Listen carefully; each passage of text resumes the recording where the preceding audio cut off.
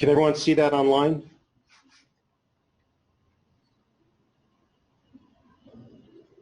Okay, well, hopefully it'll stay stable and we can go through this. So we went to the syllabus already. And and then we talked about installing it. You go to www.python.org. We're going to use Python 3, and you download that software and install it, and it should work. There is this term in programming called RFM, and basically it can mean a number of things. Read the full manual, the fine manual, the friendly manual, the fabulous manual. But really what it is programming to a large part is research. And so we're going to learn in this course the fundamentals of writing code, but when you try to solve specific problems, there's a whole bunch of libraries and a whole bunch of, and it's always nuances to the way we write code. So you have to be able to read documentation, read other people's examples, and use your knowledge of the programming language to solve the problem. This is a little different than what we do in a lot of other areas where you may have like one procedure to do one thing. Here you have a whole bunch of different steps you got to combine to figure out how you're going to solve the problem. And so reading manuals and reading documentation kind of becomes important. Now there was a time they used to put the documentation on these where they bind papyrus together, and then they would use a solvent and some some particles to write on to mark up a piece of paper in order to put the documentation. These things are called books, and so today we don't have that. We don't have download large stacks of documentation, or we don't have large documentation stacks like we used to. Instead, most of the stuff is on the internet. So if you, if it seems like, hey, you're just Googling the solution, no, that's what the internet was made for. Is the idea originally, if you look at like an old web page, it just looks like it looks like an old, the format for an old search article. And so it really was originally meant to put documentation online so people could get to it without having to have these big libraries everywhere. Well, most of the documentation you have for any programming language or anything technical is going to be available to you online. And you can use a search engine like Google or Bing. Anyone real fan of Bing? I am. I don't use Google. Really? No. So you'll be able to find the stuff there. What I do is generally I will craft my search up with Python and then whatever I'm trying to do, and it usually will come up. So enough talking about stuff. Let's see if we can actually do something. So we're going to use something called the Python Interactive Interpreter initially. And so Python is an interpreted language to some extent, which basically means it reads a line of code and then it does that line of code. Then it reads another line of code and it does that line of code. It doesn't have to actually compile your code. So most computer languages will take your program, compile the whole thing, turn it into ones and zeros, send that to the processor, and the processor runs it. With Python, it reads a line of your text, compiles that, and sends it to the processor. So that means that we can have something called an interactive interpreter, which means that we can actually put little commands in and just have it execute and see how it works. So there's some pros and cons to this. Interpreters can be kind of slower, although today Python is not much slower than other languages because they do something called just-in-time compiling. Once they've compiled that line of code, they keep a compiled version, and then the next time it runs as fast as a compiled language. So it's not that slow anymore. Some of the advantages, though, is that it can dynamically figure out what types your data needs to be. So it'll do a lot for you that before, as programmers, we had to do explicitly. It'll just kind of do things for you. But other languages are more compiled language, where they compile them ahead of time. They tend to be a little bit faster, not a whole lot anymore. And really, all languages are kind of using a little bit of a little bit of compilation, a little bit of interpretation, all at the same time. So these languages are coming much closer. So go to your Start button and search for an icon that looks like this. Or you can also type in your search bar, look for Python. And you should find something that says Python command line. Does everyone find that? And at home, you should be able to do that too. Did everyone find your Python command line at home?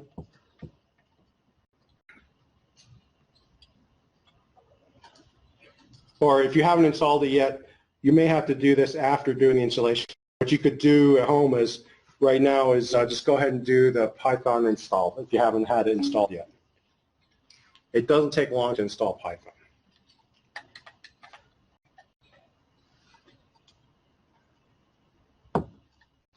So once you have that, you should get a window that looks like this.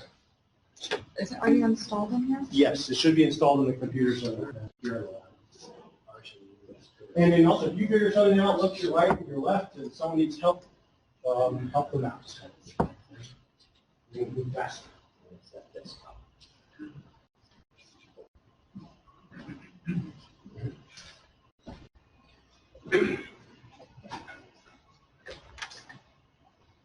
So if you look at the window you get, there's these 3 greater than signs. That's the Python command prompt. And you'll find that you'll see that now when you go to like there's programs like ArcGIS and QGIS. You can actually open up a Python window. Blender is a 3D modeling program. It has the ability to write Python code directly in Blender. And you'll just start seeing that anything that has a need for some kind of scripting kind of thing will, they may have, you'll see these 3 icons show up, and then you can code there. So what we're going to do is you're going to type print, open parentheses, quote, hello, comma, world, quotes, and then parentheses. And then hit enter. Tell me what you get. Is that space between print and parentheses? Yes, sir. We should be able to install without messing up the connection. During the download, it might slow you down a little bit, but I think you'll be okay.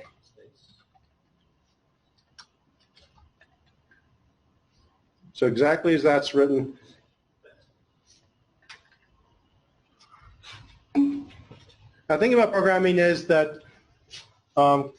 we as human beings have the ability, if I took out the N or I missed a quote or, if I made a little bit of error, my brain will put that stuff in there and I will be able to read it.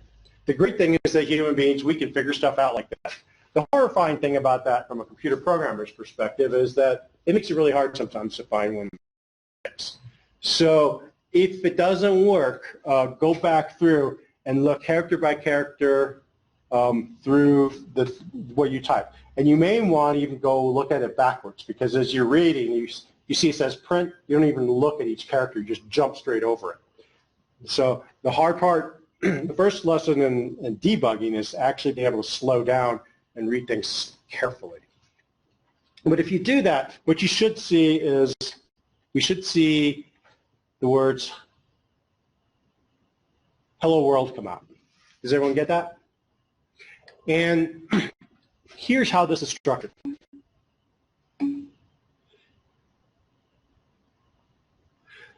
Print is a command. And basically, the computer can understand some keywords as commands. We will learn those as we go through. We're going to learn, in fact, this course pretty much is learning commands and seeing how to use them. And the print command requires you to put in parentheses the thing you want to print. Now, the thing that we want to print is what we call a string. So anything between 2 quotes is a string. A string is just a series of text characters. And we need to put these quotes around it, because if we didn't, the Python interpreter would think that hello was some kind of command. So by putting the quotes on it, we basically say, hey, these aren't commands and these aren't variables. This is just some text that we want to do something with. So we're saying print this string, and the string is HELLO, comma, space, WORLD, exclamation point between these 2 quotes. And you notice what gets printed out. Do the quotes get printed out? No. So these quotes are really a container to say this is the sequence of characters I want to be printed out. Kind of make sense? So now, congratulations, you're computer programmers. We just have a few more commands to learn and a few more other structures to learn. So let's do this. Just type something on at the prompt, just some text. And note that I don't put a print command. What does it do? It doesn't recognize it. Yeah, there's no quotes. It doesn't know what that is. It says invalid syntax. Here's what the computer did. It just said, and look at this first word, to just, and it has basically a list of commands. You know, Python has a list of commands, and it looks at, I don't have that. Then what it says is maybe it's a variable, and it looks to see if there's a variable that's been declared. Well, it's not one of those. We're going to learn what variables are later. And if it's neither of those, it says, hey, I don't know what that is, throws a syntax command and stops everything. So and you'll see this word syntax error, invalid syntax. And notice that actually just maybe actually a keyword because it halted on some. So it tried to read text as actual code, and it's not code. So it couldn't figure it out. So at this point, maybe just try to make your own commands. Maybe write, just write one or two commands and just kind of get used to to outputting things. And so probably the best way to learn with programming is you kind of want to be, when you're reading the book, you want the computer open at the same time.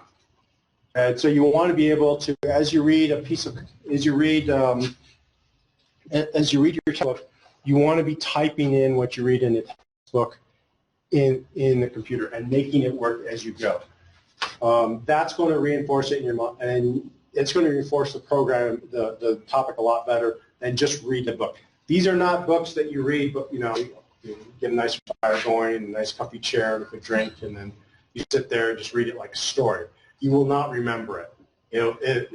It's dry, it's not interesting. But if you read, hey, if you do this, you can connect to the internet. You type that up. Well, look, I'm connected to the internet. And then, here's how you take control of a robot army. And then you type in and you do that, and eventually you're controlling robot armies across the globe, and you take over the world. Then it reinforces you will remember those things.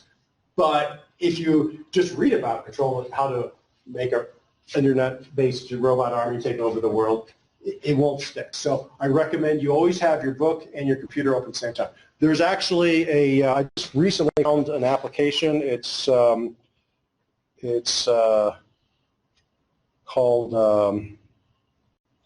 PythonCh01P1InteractiveInterpreter.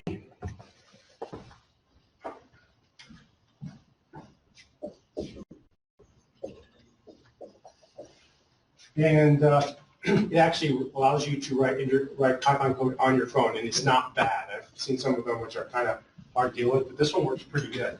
And so I recommend just loading that on your phone, and then if you go to Safari, you can get the book on your phone, and you could be writing code, Does it work on Apple?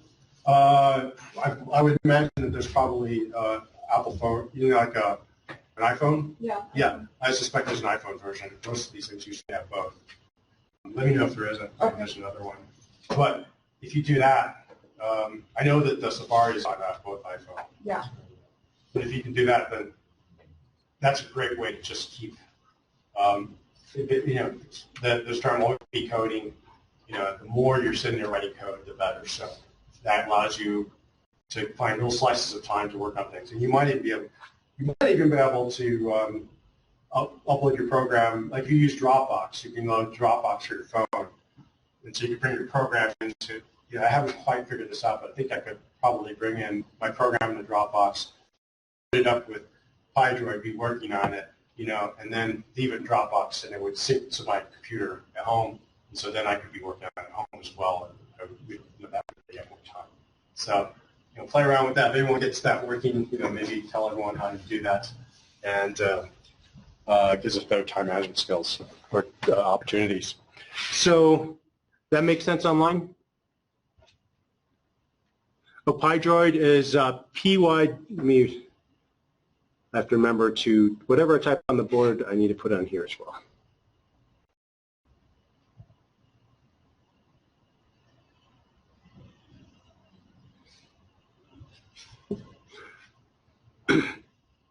It should be PyDroid 3.